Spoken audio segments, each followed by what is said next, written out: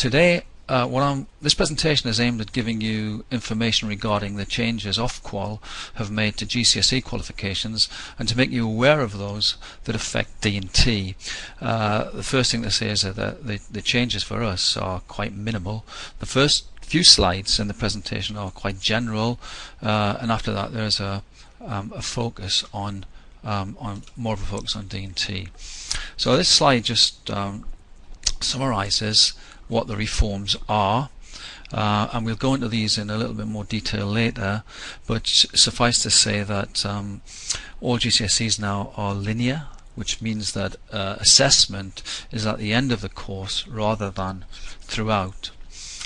Spelling, punctuation and grammar has been introduced for some subjects, and the performance indicators are still headlined by the main measure of being 5 A stars to C.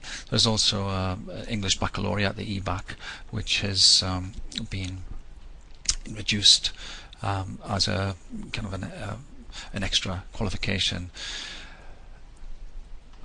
I just move on to the next slide. This is the timeline for Ofqual, the proposed changes. Now as I go through them, you'll see that the screen will fill up, but really there are only a couple of the labels, such as that one there, which affect D&T. And the thing to say here is that 2012 is the last opportunity for you as D&T teachers to enter your candidates early after 1 year for either the exam or the controlled assessment. After that, that option is removed, and from teaching starting in September 2012, the 2014 outcome has got to be linear. And you can see, I'll just flash these up, this has nothing to do with us really, this is English and Maths, and as I go through you'll see that it mostly focuses on English and Maths. There are no opportunities for resits for us anymore, which is about the only change that you need to concern yourself with. And the examination and the control assessment have to be submitted at the same time, which is in the May-June time scale of the year of assessment. So just to sum that screen up there, for all 2-year GCSE courses starting in September 2012, candidates will be applying for the GCSE award in 2014 and will be required to sit all of their examinations at the end of the course. For 3-year courses, which is not relevant to us, those started in September 2011 will be expected to apply for their GCSE award in summer 2014. And for all students taking modules in English literature, geography, history, religious studies, external assessment taken from January 2013 will include additional marks for SPAG. There's a lot to take in there, but you can look at that slide at your leisure later. There are, in terms of a specification for D&T, there are no changes for us, other than as I've already alluded to, there's no longer the opportunity to enter your students early for either the exam or the controlled assessment. Moving on. And that's just a screen which again does not affect us because it's to do with spelling, punctuation and grammar, and that will be only for GCSEs in English, geography, history, religious studies. Controlled assessment for us, there are no changes. You continue doing what you've been doing. The only thing to say is that bullet point 3 there, control assessment unit results may be carried forward if a student wishes to retake the whole qualification. Well, what that means is that should you decide that it's worth your student resitting, in your case it might be in year 12, then they wouldn't have to retake the whole qualification. They could carry forward the results of the control assessment and simply resit the exam. And that slide simply reinforces what I've just been saying. Point B there, where a candidate wishes to carry forward the results from one or more control assessment units in order to retake the qualification, they can do so, and that's over more than one exam session. So they take their exam in one, they cash in and are given their results in 1 year. They're not happy. They think that maybe they could, by sitting the exam, they could improve their GCSE performance, so they're allowed to do that the next year without actually retaking the coursework assessment part of the qualification. So this is kind of summing up from 2014. Headline indicators will include English and Maths, will still be 5 A-stars, I say, including English and Maths. Second bullet point there is worth mentioning: all qualifications, regardless of size, will count as the equivalent of one GCSE. What that means is that no longer will students be able to claim multiple GCSEs for the same subject. So if they're getting 3 or 4 qualifications from in one subject, then that will simply count as one GCSE when the league tables are published. I'll just move on. These are the changes specific to D&T, and as you can see, they are absolutely minimal. There is now no longer any opportunity to enter the exam at the end of year 10. The exam must be taken at the end of the course, and any student starting in September 2012 will take the exam in 2014 unless they decide, or the Centre decides, to just take the exam and the coursework, and the control assessment in 1 year.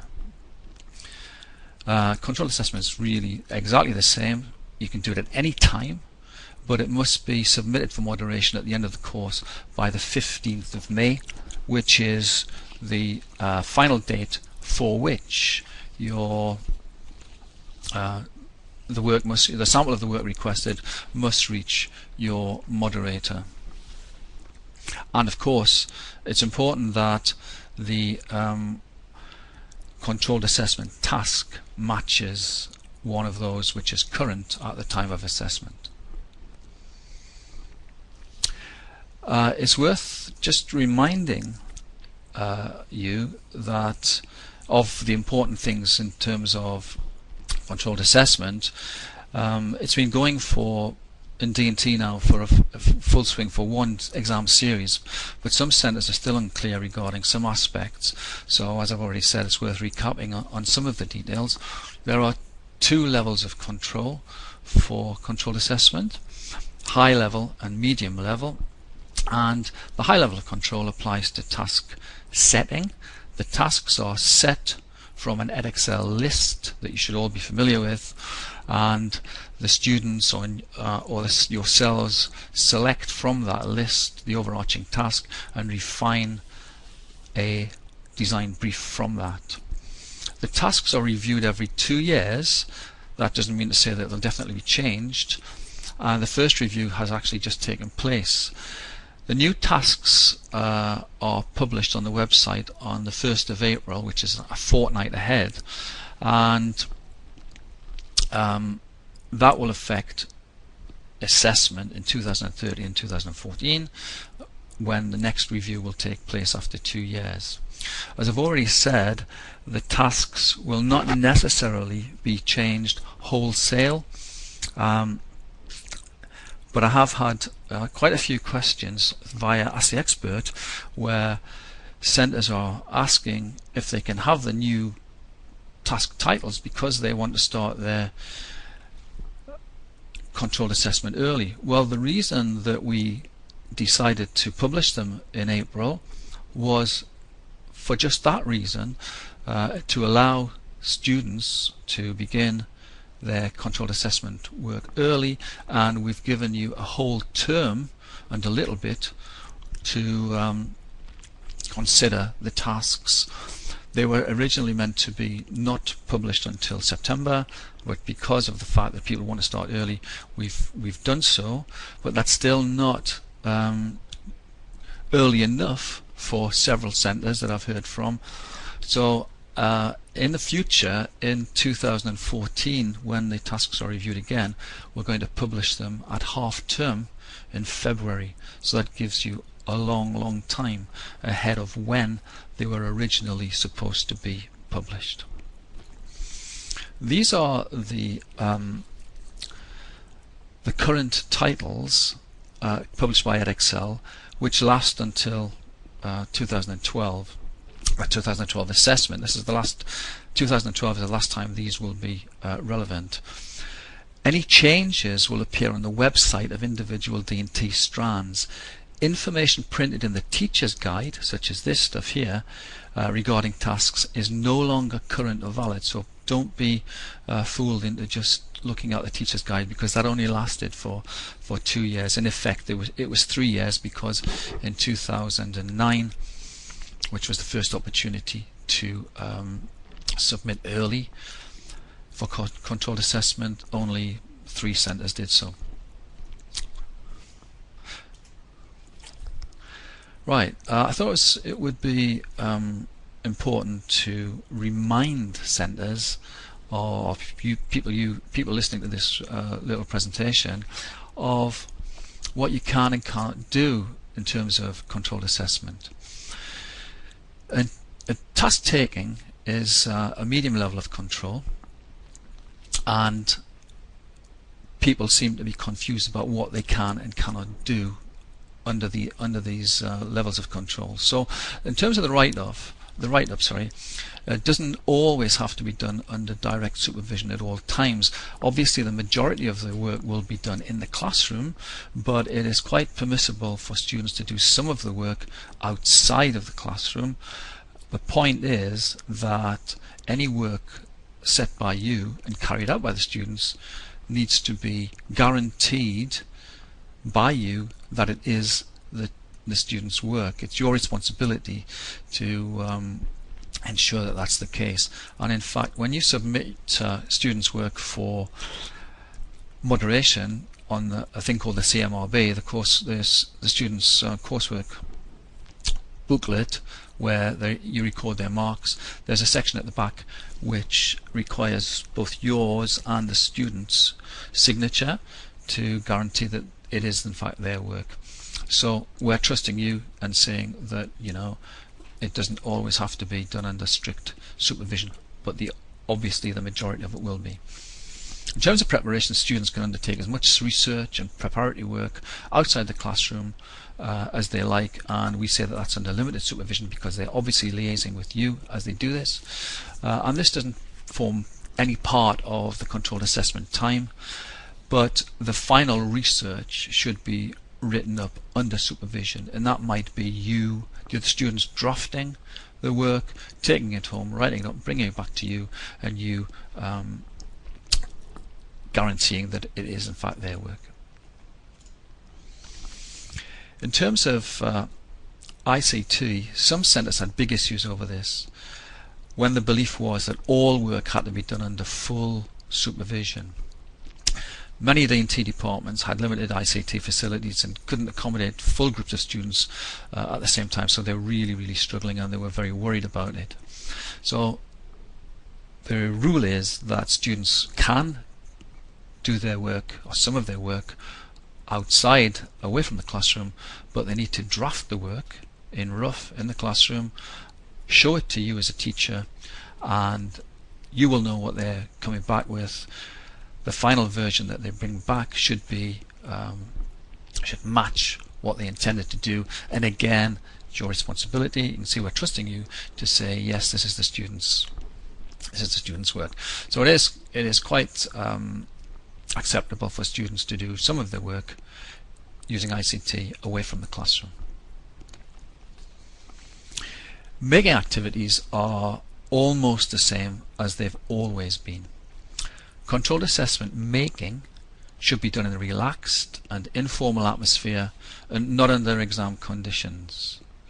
Although I have heard teachers saying that they do tell their students that it's more or less exam conditions because that helps to control the class and they get their heads down and they do their work, but that's something for you. But essentially this is meant to be, although it's under controlled measures, it is a relaxed and informal situation. And you as teachers are allowed to give demonstrations of any new process that the students are not familiar with. The only thing to say is students shouldn't take any of their practical work outside the classroom during manufacture. However, once the practical work has been completed and it's photographed, then it's quite acceptable for the students to take the work away and evaluate it in wherever they need to take it, off-site, do field trials, whatever. That's perfectly acceptable because you have got the evidence of the manufacturing recorded already.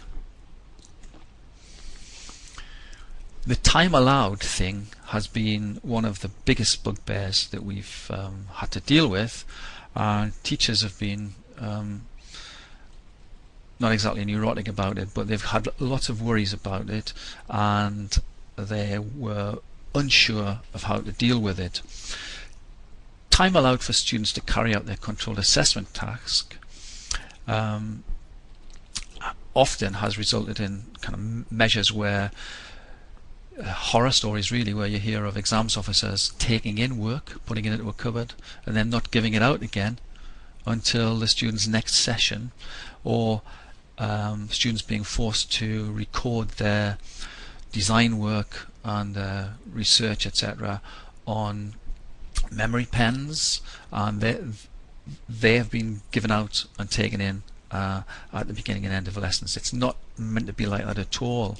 The time allowance is about 40 hours. It's not strictly 40 hours, it's about 40 hours, and that's designed to be the time spent gainfully employed on controlled assessment and does not include time spent on registration at the beginning of a lesson, time spent clearing up at the end, or time spent waiting for access to materials, equipment, processes. And out of a timetable 2-hour lesson, for instance, a student may only have spent an hour and a half working on their task. So it would be punitive, to say the least, if that was tightly recorded.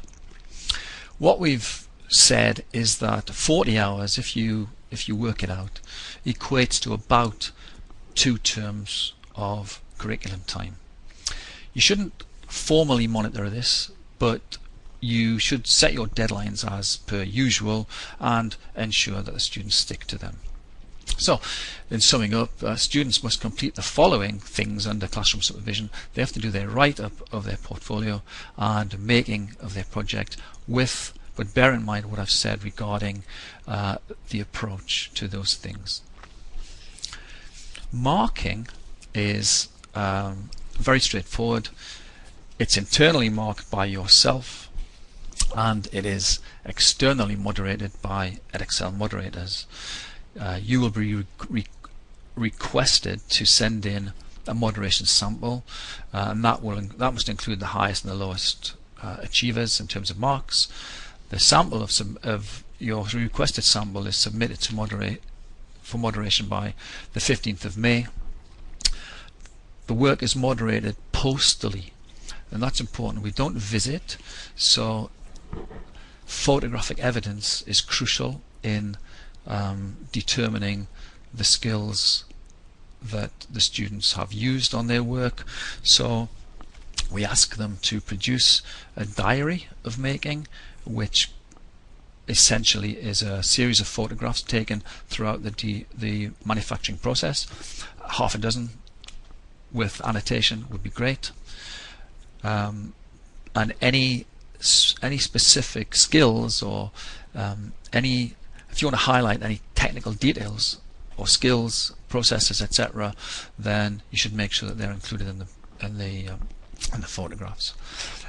After that, the results are published, and you would be sent a feedback report. We call it NE9, and they are published online. They'll not be sent to you in the mail. You need to download those from the website. I'm sure you can do that, or you will need a username and a password, but you will get those from your exams officer. One of the things that I've been asked on more than one occasion is that when I've said the things I've just said to you, teachers have said that when they've said it to their senior management, they've been challenged to say, where's the proof? So there are there's a document and a podcast available on the the website. I'm sure most of you will know about this, but what I've just said is written in black and white, and you can use that as reference if you're ever challenged for the accuracy of the information. So the written document is there on the left hand side, and there's a podcast with the web address there for you, which is the spoken word. Okay, what I want to do is just talk a little bit about delivery models, and we offer a couple of alternatives here.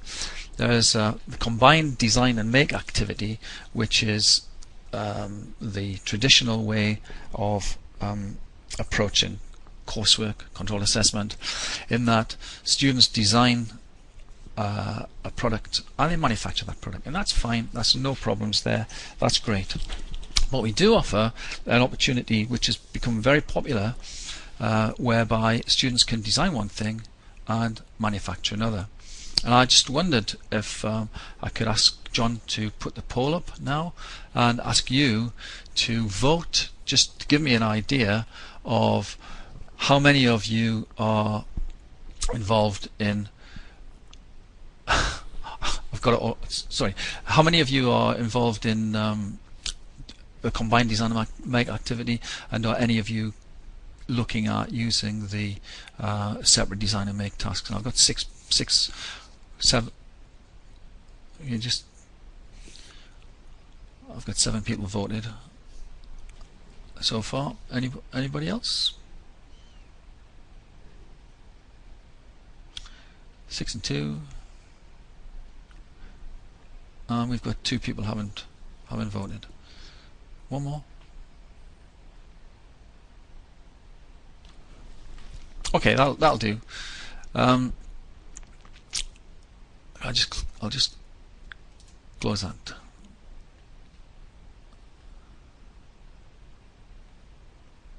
All right, thanks, John.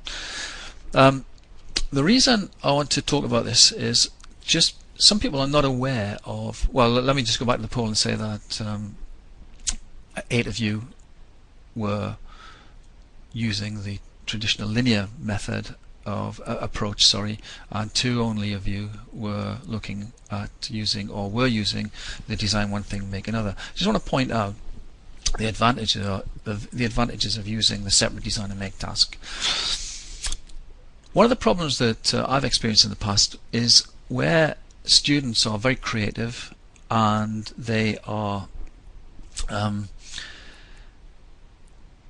really into designing, and they come up with really nice designs, very imaginative, and as I said, very creative. And you go along and you sit down beside them and you say, hey, really nice design. Unfortunately, we haven't got the resources or the materials to actually manufacture this. The other thing which obviously leads to a bit of disappointment from the student's point of view. I've come across some really nice designs where students have produced designs for things like exotic cocktail dresses, for instance, in textiles, that they wouldn't be able to manufacture because of the materials that they're specifying, smart materials and so on. Students who design things like communication devices that you strap onto your wrist, and it's got an integrated phone and internet access and so on. Bus shelters, which are big projects which students would never ever hope to be able to manufacture.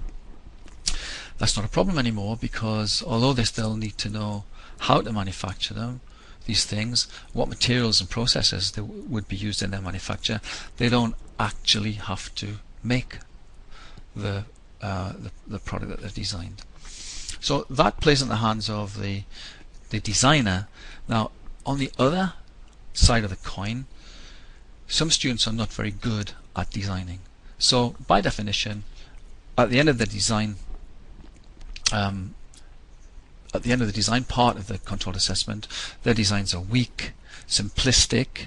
Now, if they make those weak and simplistic designs, by definition, it's a double punishment, because when they come to manufacture, the processes and the skills required are limited, simplistic. So, in fact, having been penalized in terms of their design skills, they are now being penalized in terms of the opportunity to reach the higher levels of marks through showing what they can actually do in terms of their manufacturing skills. And many students are much better at manufacturing than they are at designing. So if you offer a product that is different to the thing that they've designed, and you have ensured that it's challenging, it uses a range of processes and so on, then that allows students to perhaps access higher marks than they would ordinarily. That's just an option, and I'm pointing out those things. Whatever option you want to pursue is perfectly fine. I wanted to look at some delivery models, and again, it's linked to what we've just been talking about. And this is the traditional design and make activity.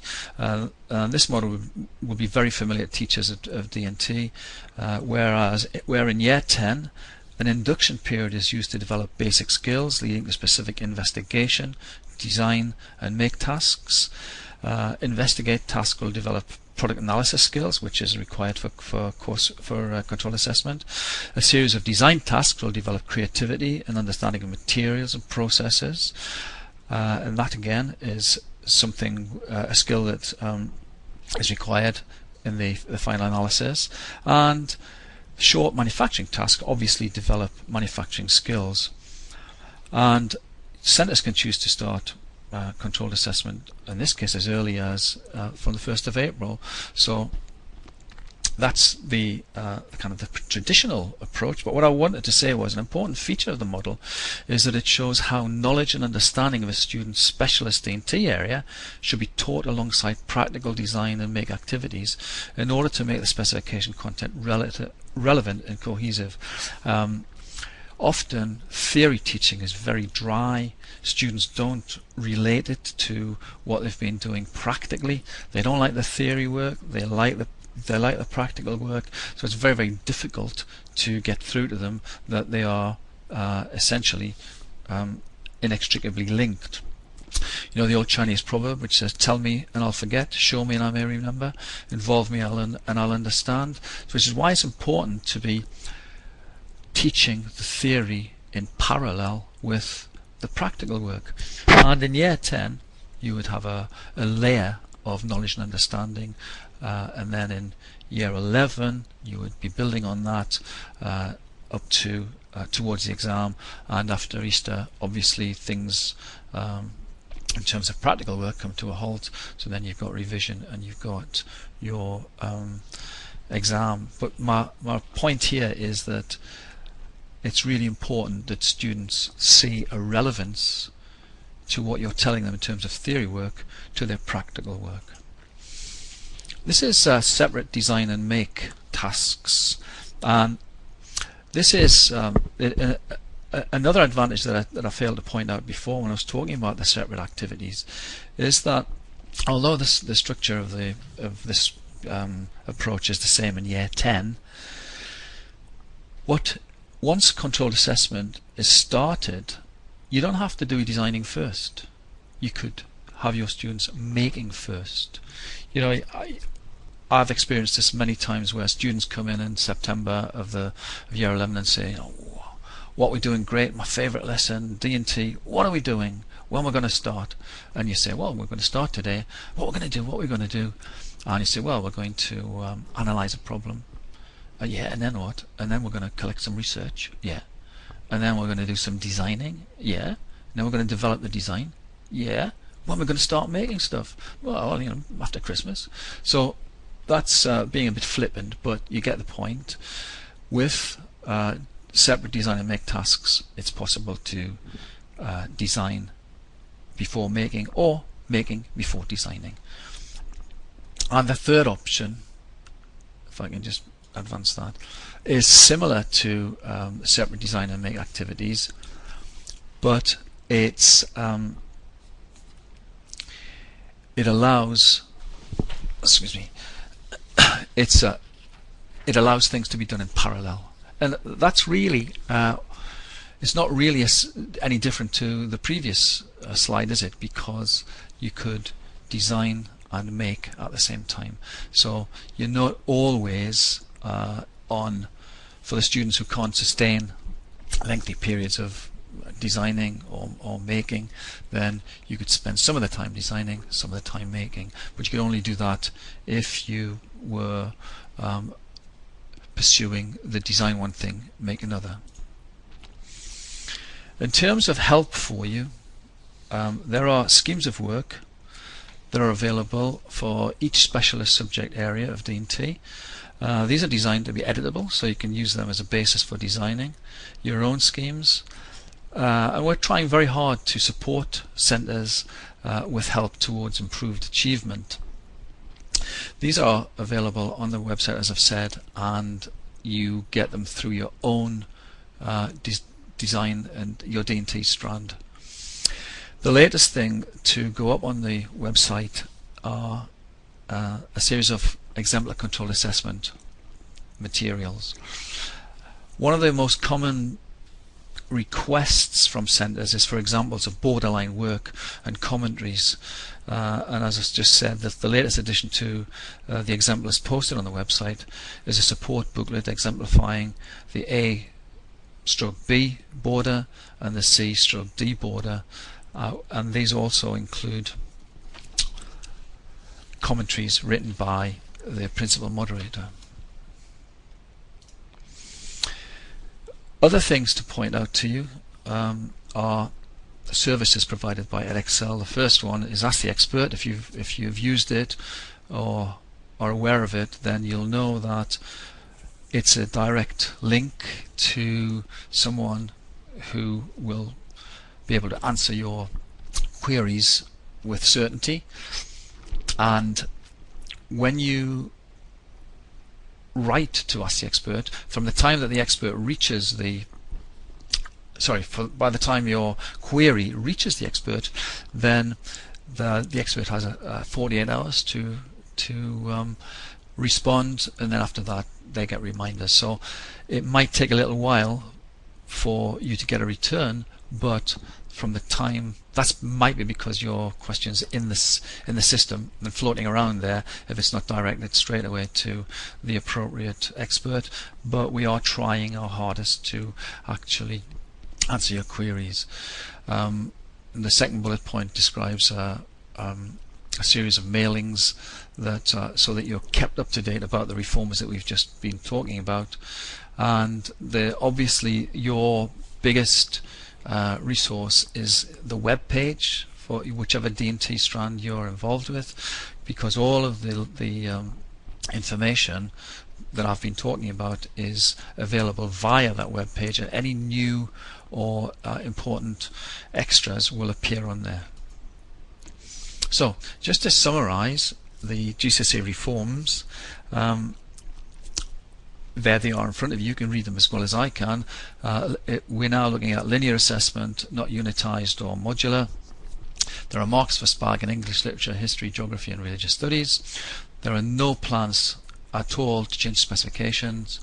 no plans to change controlled assessment, and units must be assessed, sat before the cash-in, and the exams are restricted to summer series. So of all of that, the changes for us are absolutely minimal. As I've already said, it's still 5 A stars to C, including English and Maths, and we've now got E back. Okay, now I've gone through that very quickly, more quickly than I thought I might get through. However, the reassuring thing for you is that the changes are, as far as we're concerned, are very limited. Okay, this is your opportunity now to ask any questions.